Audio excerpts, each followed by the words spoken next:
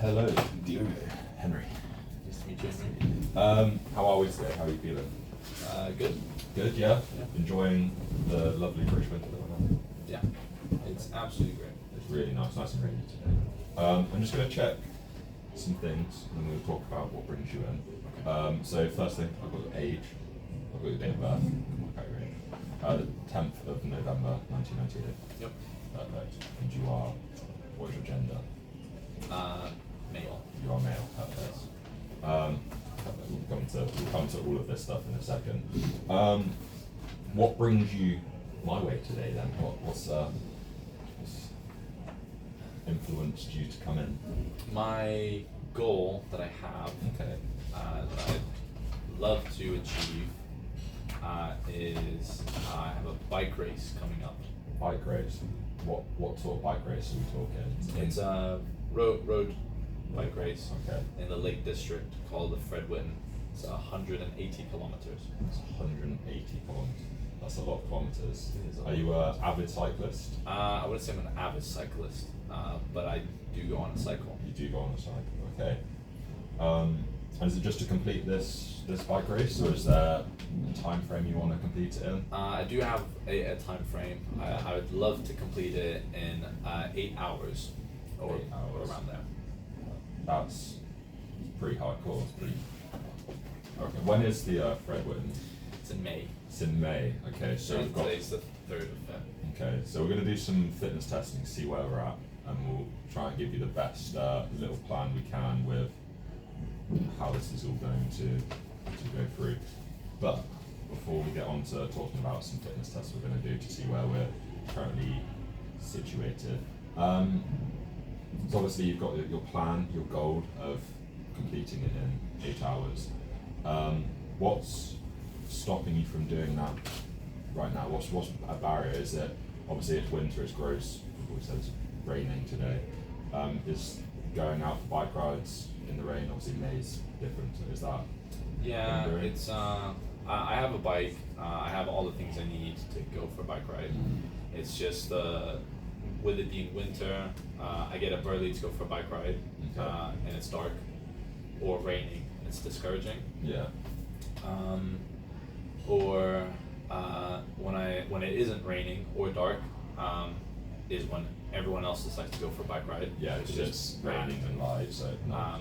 And then I thought, oh, I'll just go to the gym and go for a bike ride on a stationary bike. Yeah. But then it's just sat there looking at a wall. It's repetitive. Yeah. Yeah, I see where you're coming from. Okay.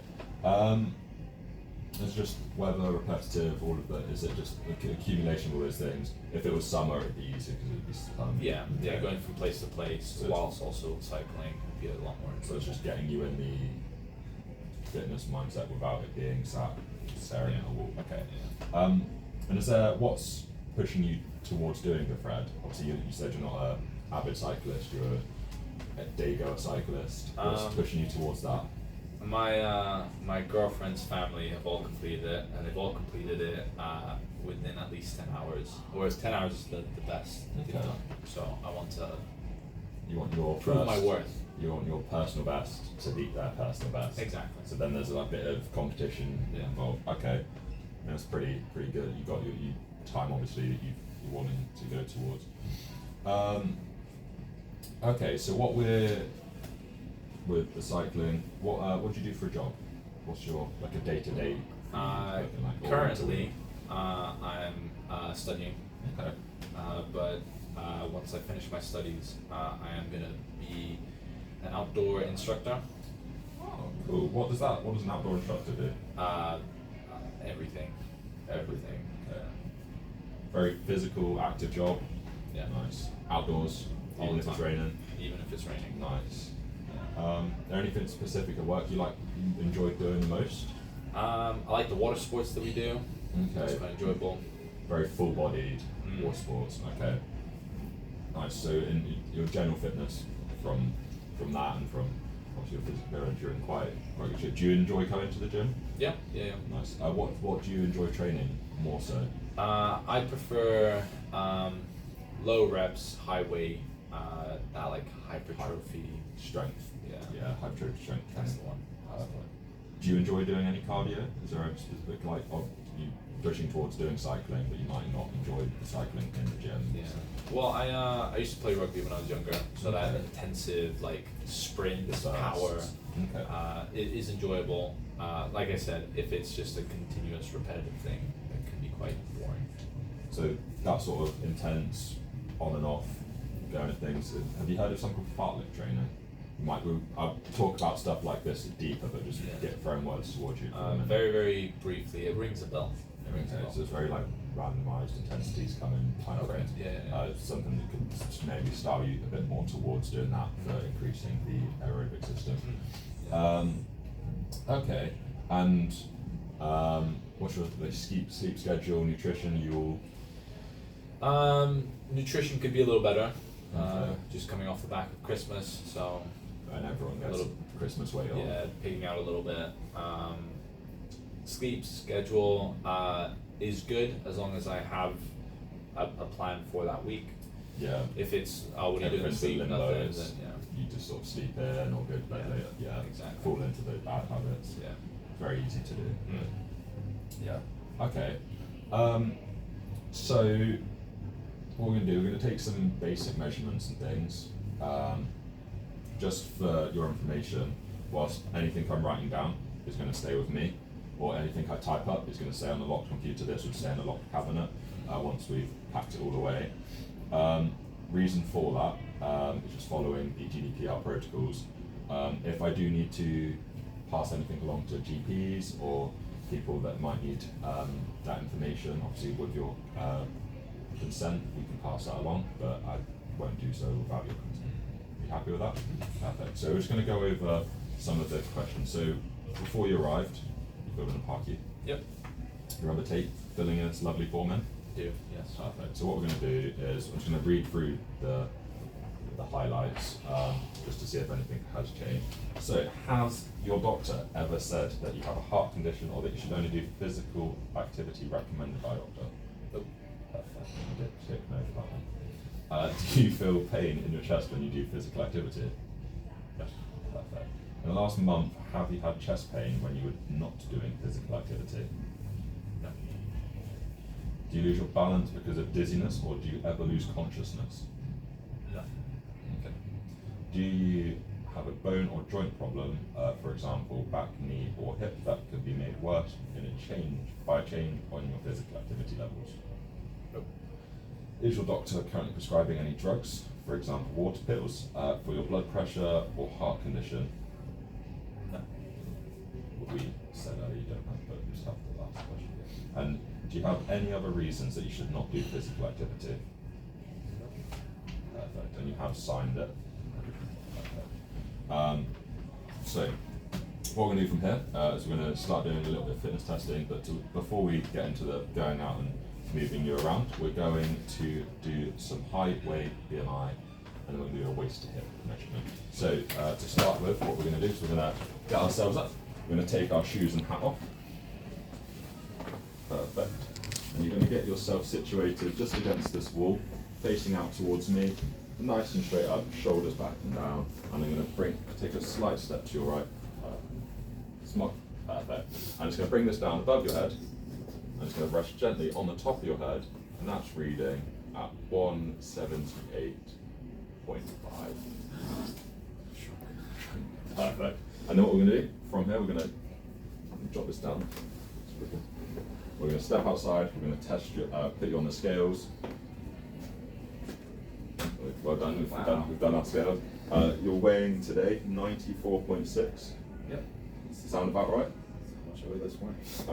You take a brief sit down for a second. From that, we can calculate your BMI. Have you heard of BMI before? Briefly, yeah. So it stands for the body mass index, and the way it's calculated is your weight in kilograms divided by your height in meters times by height, so your height squared in meters.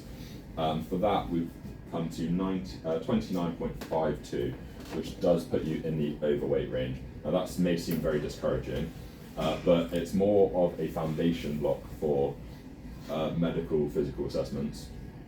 Physical assessments, not medical assessments, doctor.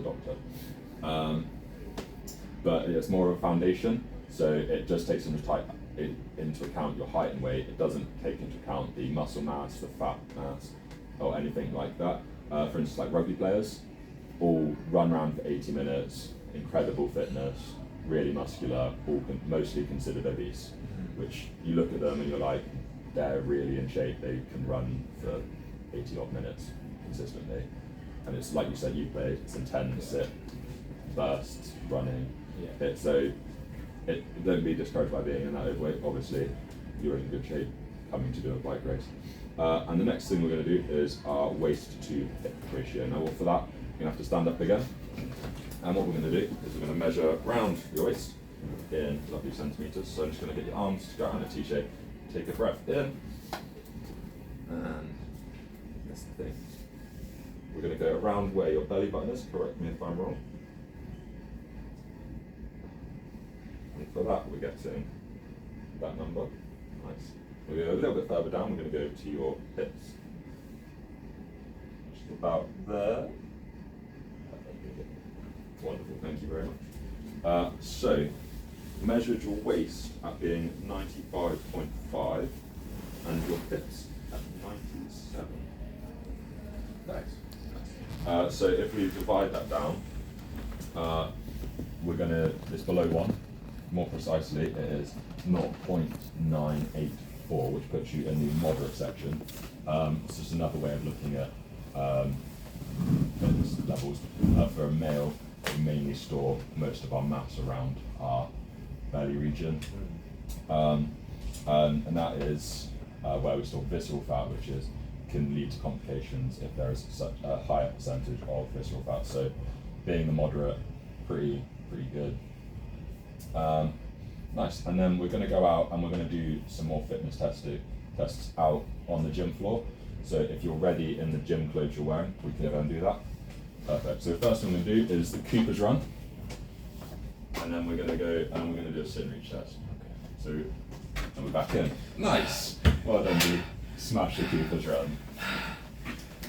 So for your Cooper's run, you've got 2 kilometers and 2.17 kilometers, which is pretty, like, for a first little like intro to a Cooper's run, and you say you're a hypertrophy and strength trainer, it does put you in the below average, but it's a really good starting point because it's not something that you're used to.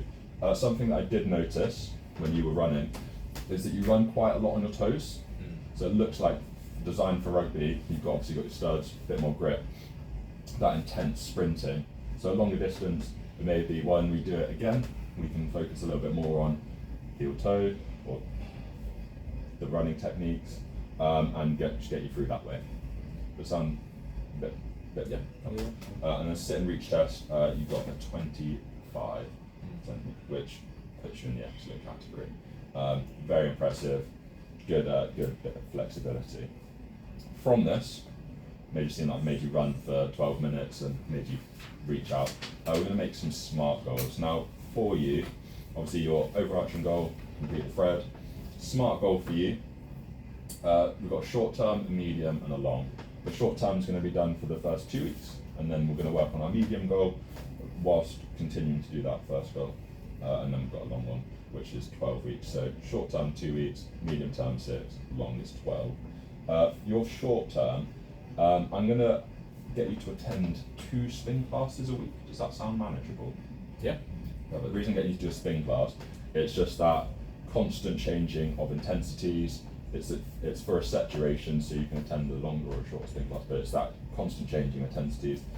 And if you are completing a bike race like the Fred, obviously as we were talking about as we were walking around, it's very up and down in the Lake District, so just having that differing intensities, probably quite a nice little intro. And it's not staring at a wall, you're in a class with music, it's push you into that little bit of a different environment. For your midterm, what we're going to do is we're going to try and do that Cooper run again. So we're going to try and improve your Cooper run test distance by 0.43 kilometers, which puts you up to a 2.6. Reason for that is whilst we're doing all of our exercise, we're going to have a little bit more of a detailed structured plan for the weeks, but just hopefully that endurance would have built up a little bit more, and instead of putting you onto a bike and doing a new test. We've already got our endurance test. Again, it's not putting you onto a bike, sitting you there for ages. So we're just trying to increase that, put you up to the above average category.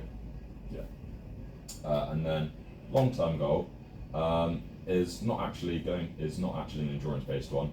This one is to improve your 1 rep max on your leg press by 20%. So we discussed earlier your leg press is currently 300 kilos. Yes. So go up to 360 kilos. Now it does sound like a big number right now, but it seems for someone who's using a lot more legs, it seems quite a achievable number to do. And by improving that 1 rep max, you're going to improve your relative strength. Obviously, cycling very leg dominant, so having stronger muscles throughout the whole leg is just going to help you go up, especially if you're on the very steep inclines that we've discussed. But yeah, does that sound all quite manageable? Mm-hmm. Okay. They are SMART goals, so SMART. Have you heard of what SMART goals are? I've heard of them, but I don't know what they are. So they are specific, measurable, achievable, realistic, and time-based. So I've gone very briefly over what they are and why they are, and how long we're going to have you do them for. But just to review how you're going to do how we're going to review you achieving these goals. For the short term, all I'm going to get you to do is the app PT Hub. I'll give you a link to it later on this talk. We're just going to check your attendance. You just have to log that you've gone in to do a spin class, and we'll just check that you've done it. It keeps you accountable, allows me to see it, because if we don't see each other in passing until the 2-week marks, it's going to be very hard for me to see that you've done it, and very hard for you to tell me that you've done it without that. On the 6 weeks, so the medium, we're obviously going to redo the test, so we're going to schedule you to come back in, and we're going to redo the test together. So it's going to be very easy for us to review that, because I'll be right there with you. We have both lots of data, we can compare where we're at. And the long term, we're going to obviously hopefully see each other more than once every 6 weeks. But we're just going to keep logging those 1 rep maxes of your leg press on the PT Hub that I've suggested for the short term. And on our check-ins, we'll just review them. And if you'd like someone to come out and spot you, maybe we could do a couple of forced reps or some negatives. Again, we can talk about those more, those different exercise techniques a little bit more if you want to do them. But just to give you a little bit more of training for the 1 rep maxes. Does it sound all very manageable? Yeah. Perfect. Do you have any questions for me? Nope. Nice. Okay, so on that, we'll crack on. We'll go out and have a good time in the rain. Good time. Good time in the rain. I like. Very nice. Very nice. Very nice. In a castle.